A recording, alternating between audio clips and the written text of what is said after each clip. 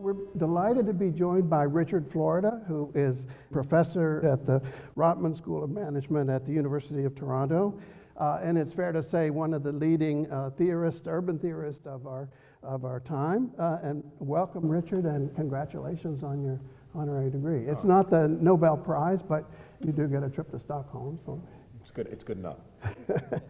Okay, so pardon me for a bit of a long introductory question, but as I think you know, we've been working on the New Urban Agenda, developing some language in the New Urban Agenda on public space and on its importance in urbanization.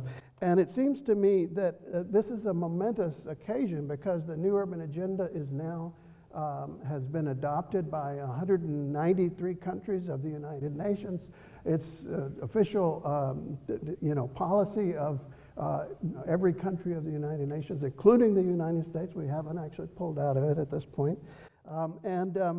There are questions, I think, at this moment in history about how we're going to implement the New Urban Agenda. One of the interesting things about the New Urban Agenda that we and our colleagues have pointed out is that there's a lot of the sort of Jane Jacobs logic there. There's a lot of emphasis on things like a mix of uses, active walkable streets, a diverse mix of new and old, and the idea of the city as partly co-created by the people who live there. And I know you're a fan of Jane Jacobs' work, was a friend of hers, as I'm certainly a fan as well.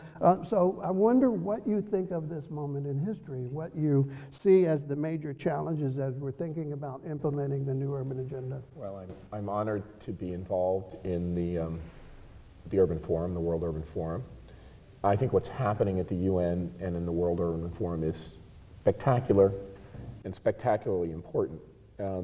By way of background, I participated in one of the earlier World Urban Forums in person in Medellin, and actually worked with people like Jeannie Birch of the University of Pennsylvania and others on helping convince the UN for the need for a sustainable development goal focused specifically on cities. I think it's goal 11. I'm probably wrong, but I know it's one of the goals that we got.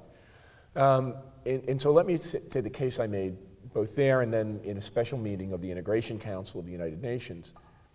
What I said is, it's not just the century of cities. It's not just this 50% threshold, or some people think already 75 or 85% of the world lives in urban areas. And by urban areas, I don't just mean center cities. I mean the surrounding suburban and even exurban periphery, large metropolitan and megalopolitan or mega region-like units. That all of the great challenges of our time, climate, sustainability, unemployment, good jobs, I go down a list. You can go down, health, all of them are bound up in cities. So we can't separate them. We can't say we're going to address the climate crisis or the employment crisis or the poverty crisis. They're all cities crises. Now, I think all of the things that you said are important elements of good urban practice. But I think the problem is bigger. And I think it requires a set of institutional and policy fixes. So here's what I think. We are woefully unprepared to address any of it. And the best example I can use is of the UN's action and the actions of great philanthropies like the Rockefeller Philanthropy and the Ford Foundation and great nation states to address the public health crisis. What happened? People said, we need to train people. We need to create more medical professionals, more public health professionals. So people undertook to take a university called Johns Hopkins and create a modern school of medicine, linking science, basic science in chemistry, biology, and all sorts of disciplines, to clinical practice, to the training. Now there are 600 and some. If you want to be a doctor, you got to go to a teaching hospital and learn this stuff. And then they're developed a whole set of protocols, public health institutions spread throughout the world. What do we have? Now cities, we're saying, are driving the economy. We're going to put billions of people, several billion, maybe more than that in cities. We have nothing. Nothing. We have a set of city planning and architecture departments. We have UN Habitat. We have nations that are dibbling and dabbling. We have to build a significant infrastructure. And I can't say this strongly enough. We have to build whole new ways of teaching. We created at the University of Toronto the first step, a school of cities. We need the equivalent of urban development in schools, which bring together computer scientists, artificial intelligence, public health, not just city planning and architecture, economic development, economists, that are actually developing new approaches and training not only graduate students in the countries you mentioned, in the places that are going to most highly urbanize. You know, we do have a reasonably, somewhat professional staff of city planners. How do we deploy, massively deploy the kind of urban institution building we need in the cities that are going to capture billions of people? We don't have a clue. So I think it's past the point of urgency. We have a round of institution building that is urgent, that is critical, and that's what we need to do. In addition to saying we have an agenda, which is great, we need to get with the process of building the institutional support infrastructure that's required to support a world of cities and urban areas. Well, back to Jane Jacobs again, and you know, she was very critical of the planning profession for having, you could say, the wrong theory about cities.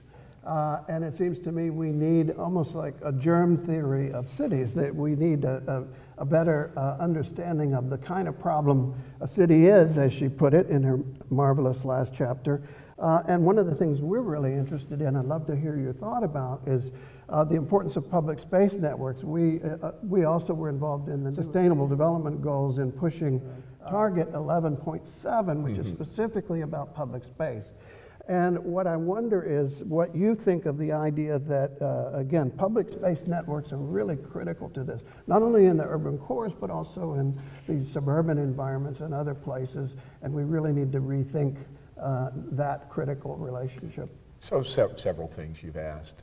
One, Jane was indeed a very eloquent critic of top-down planning.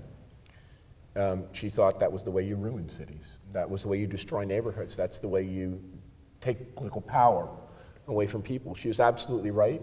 And unfortunately, it's an even more relevant critique of international institutions.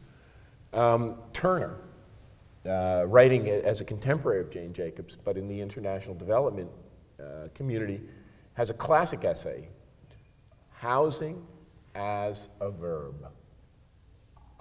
He says, in most of the cases in the international urban development community, housing was a noun. It's something you built and provided for people. We will build your housing. But he said, when he looked at communities all across the developing world, squatter communities, local communities, poor communities, housing was a verb. It was something that people built for themselves. It wasn't the housing they loved and they utilized was housing they created in squatter settlements. It's the kind of thing people like Charlie Angel and others are looking at, Louis Betancourt are looking at today. So it has to come bottom up, and I do think planning is part of the problem. I have a PhD in urban planning, and it served me well, but this whole idea that we plan for is wrong. And maybe we need a new discipline. We call it a school of cities. Other people call it an area of urban strategy. Some call it urban management. I think we need a new discipline that is different, and that is, even though planning is interdisciplinary, even more interdisciplinary. We need a new field, and as I said before, when we wanted to really grapple with modern illness, we created a new field of medicine, medical science. When we had a technological revolution, we created the field of engineering. When we had the Industrial Revolution, we created the field of management. It's probably time now to create a newer and bigger field which subsumes architecture and planning and creates a new field of something. I will call it a school of cities. There's probably a better word, but I think it's a new approach which links the underlying science and the data to a much more bottom-up approach of city building. On particularly what you say about public space, I mean, look, one of the things we know is that the reason cities make better humans, still, in an era of privatization and gross inequality, is because if we're in a city like, I'm an American, if we're in New York City, compared to a gated suburb, we are forced to confront humanity on an everyday level. We are forced to get on the subway with people who are different than us. We are forced to go, if we have kids, I have kids, go to a park, and it's not all affluent professors. There is a wide range of people in that public space. Eric Kleinenberg wrote a great book on social infrastructure. When you're a bike commuter, you're not only confronting other bike commuters, you've got a delivery man on a delivery bike. So creating public spaces, and I see this in Toronto where I live, because I'm a cyclist, when I go through the great parks and ravine systems of Toronto, I see everybody. I see all ethnicities, all class and socioeconomic groups. So public spaces are one of the few things left, in addition to libraries and several others, where people come together. And I think that's what really I'm scared about. As our cities become more segregated, we lose the few things that force us into interaction and community. Mm-hmm. Well, you mentioned Luis Betancourt and some of the work that's being done. He and others have described it really as a science of cities, this idea that you can bring an interdisciplinary understanding of cities and begin to really deal with some of these challenges. So, for example, the work of our good friend Andres Rodriguez Pose, who has been looking at the relationship between the urban cores and the sort of left behind places. We were talking about populism earlier. And you yourself have been writing about the sort of blowback from the over-concentration maybe of the core. So I wonder, on a sort of final note, what do you think this means? This is something that's been touched on as well, for looking again at suburban environments and exurban environments, and you know, looking at polycentric regions rather than just looking at the cores. So here I'll come back to my overarching point about the need for a new kind of school, or a need for a new kind of overarching unit, a school of cities, or a school of cities and suburbs, or a school of urbanism, whatever we want to call that. Luis and Jose Lobo and Jeff West and their colleagues are absolutely right that we need a new science of cities. And that science of cities in their work is proceeding apace. I'm not an urban economist, but I've been talking to people like Andres, Ed Glazer and others, Enrico Moretti. The advances in the field of urban economics are incredible. You now look at advances in artificial intelligence, data science related to cities, unbelievable. But all of those things are fragmented. And one of my colleagues said to me recently, the history of urbanism is not for unification and synthesis and a mixed use of disciplines. It's for constant and continuous fragmentation into the smallest possible unit. So every one of us is housed in a small little center doing our thing. We need to bring all that stuff together and combine it with the best of geography and planning and architecture and public health and real estate, of course, because real estate developers develop our cities. Real estate developers don't have training in urban development. They may have training in urban damaging. So we have to bring all of that stuff together. And so real estate developers are trained in urbanism. Urbanists are trained in real estate development. People understand that there's an underlying science of cities that comes from the work of people like Luis and Jeffrey, or urban economics. We don't do that. And then develop the clinical protocols, the executive training. You know, if you're an engineer, you're constantly going back to school. If our university president, when he became a university president, went to the Harvard Kennedy School and took Introduction to University President. But in our field, we don't have any ongoing executive training. People wing it. They come to local government some way, which way or another. Now we have some networks of mayors, that Mike Bloomberg and others.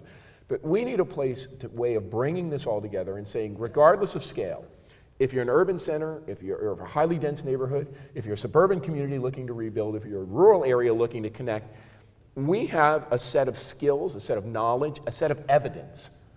We don't even do a good job. It's one of the reasons I created CityLab. We don't even do a good job of transmitting the evidence. So a large number of decisions made about urbanism are made completely in the face of evidence. And I'll just give one example. We know with 100% certainty that giving large-scale tax incentives to corporations is perverse, ludicrous, inefficient, and ineffective. It is a horrific use of taxpayer dollars, because the company knows exactly where it wants to go and then it takes the money. Yet the incentive packages grow. They don't get smaller, they grow in billions of units. How could it be? You couldn't do that in medicine. You would be called a quack. So the first order thing we need to do is take all the good evidence we have, compile it, and hold people's feet to the fire. So I go back to my first order thing. We need as a community, especially at a World Urban Forum, we need as a community to make a real effort to build the kinds of intermediary institutions, training institutions, scientific institutions that can make this new urban agenda not only a reality, but an effective way of building the cities and communities we need in the 21st century.